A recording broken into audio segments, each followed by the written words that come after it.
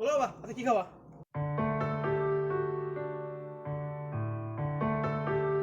বলো কি খাবা, তাকায় থাকো না আমার দিকে। আয় বস তো বাবা, তুই এখানটায় বস আমার সাথে, বস বস। তোর মা তো অনেকদিন আগে মারা গেছে বাবা, তোর কষ্টটা তো আমি বুঝি, তুই আর একা একা কত করবি। তো বাবা, তোর বিয়েতে কোনো আপত্তি নাই তো? না মানে আমার আর কিসের আপত্তি, তুমি যা ভালো বুঝবা তাই হবে।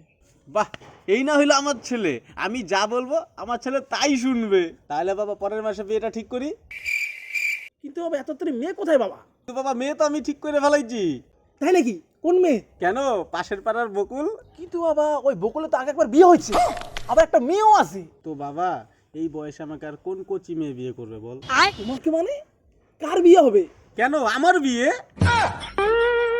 তুমি এই বয়সে বিয়ে করবা? বুড়া হয়েছি তো কি হয়েছে, মনটা তোর বুড়া হয় নাই।